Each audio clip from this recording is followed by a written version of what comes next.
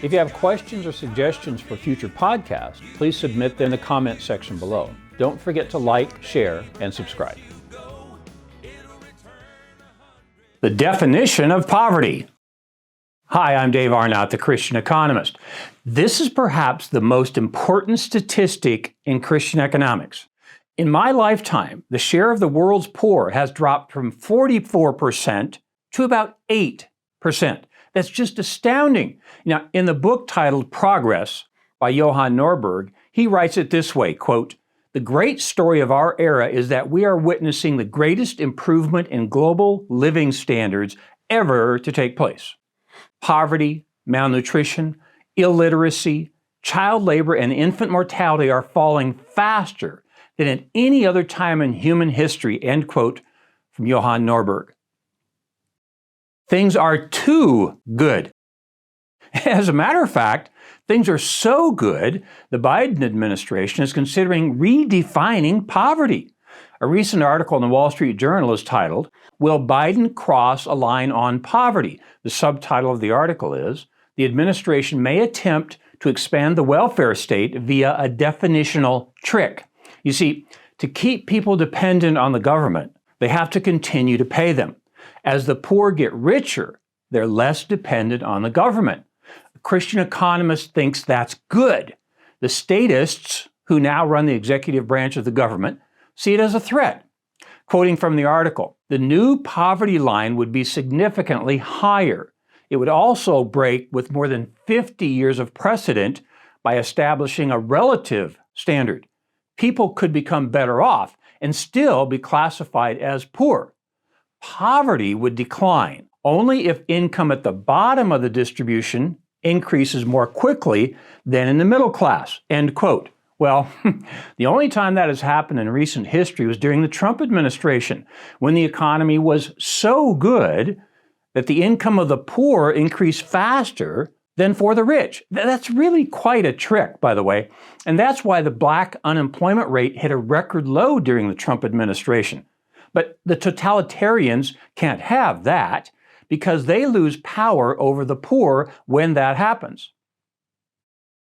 The poor will always be with you.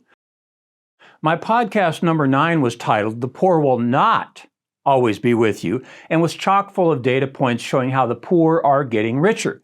There's a very good book by Jerry Boyer titled "The Maker versus the Takers." He explains that Jesus spoke those words, "The poor will always be with you," because he knew that we lived in a fallen world where we couldn't adapt to God's economic plan perfectly, and that's why we would always have the poor with us. Here's how he writes it, quote, "If Israel obeys, there will be no poor. But because God knows they will not obey, he predicts the poor will always be with them," end quote from Jerry Boyer. We care about the poor, not the distance between the rich and the poor.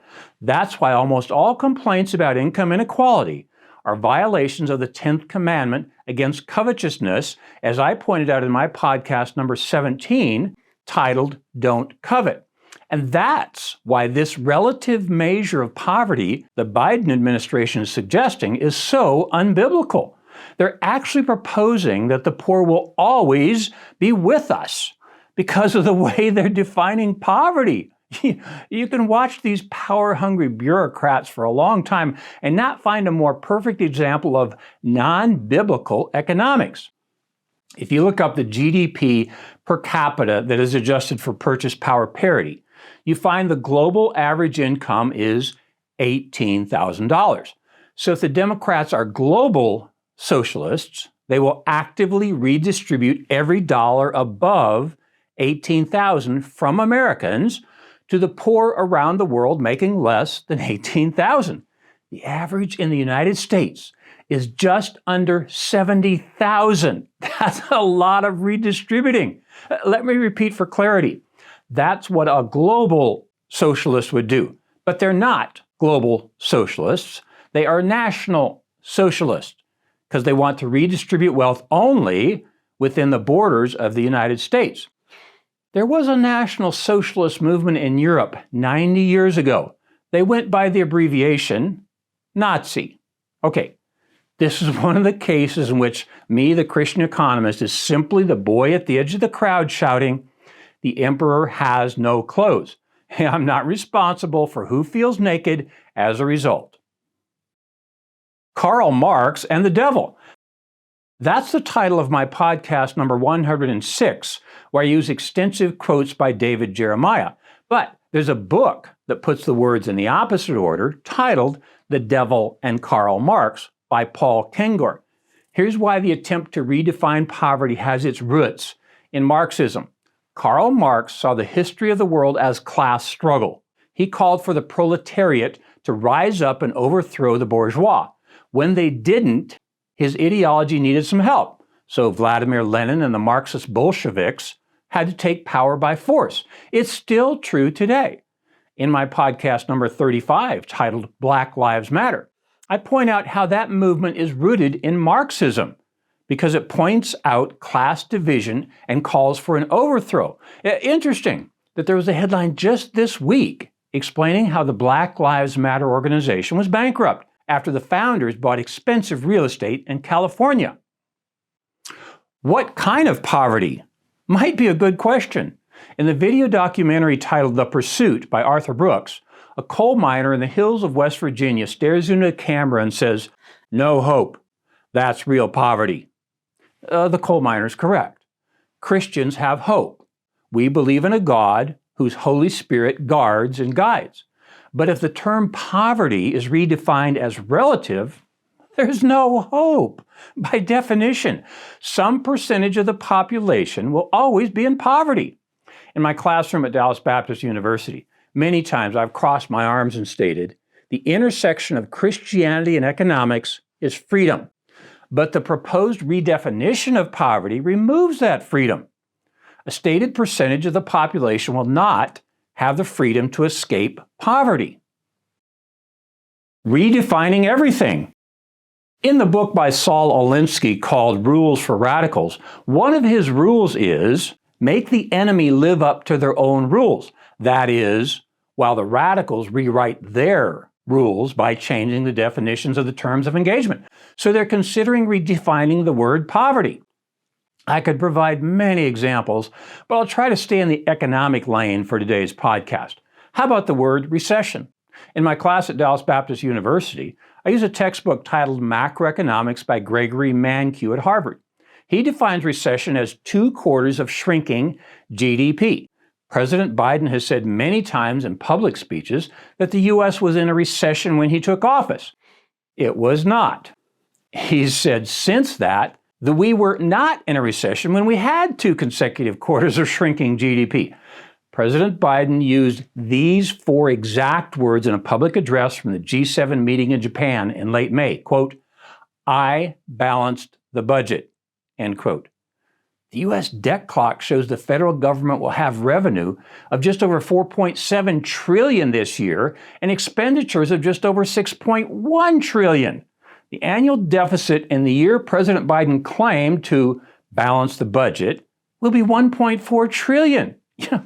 Might as well throw out the dictionary, along with a paper copy of the Constitution, which is now living. Everything means what they want it to mean. It's relativism on steroids. Look, the way out of poverty has not changed over time. It's basically a quality education and job opportunities. You can add in work ethic if you want. You live the way you work. If your work is poor or you don't work, you live poorly. If you work hard and your work product is good, you will live well and prosper. Whose job is it? Now, if you followed my podcast, this quote from my fellow Christian economist Art Lindsley should sound familiar. He said, "The government should punish evil but not do good. The church should do good but not punish evil."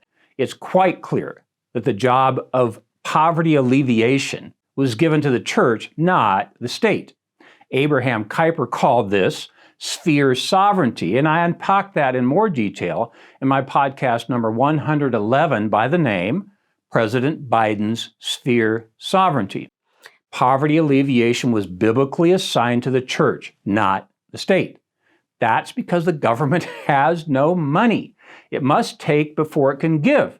and there's no biblical command to take. The church, however, can give without taking because its resources were given to the church voluntarily. Wouldn't you prefer to live in a society with less taking? The proposal to redefine poverty will mean more taking. I'm Dave Arnott, the Christian Economist. Fear God, tell the truth, earn a profit. See you next time. For more information, please visit us online at davearnott.com.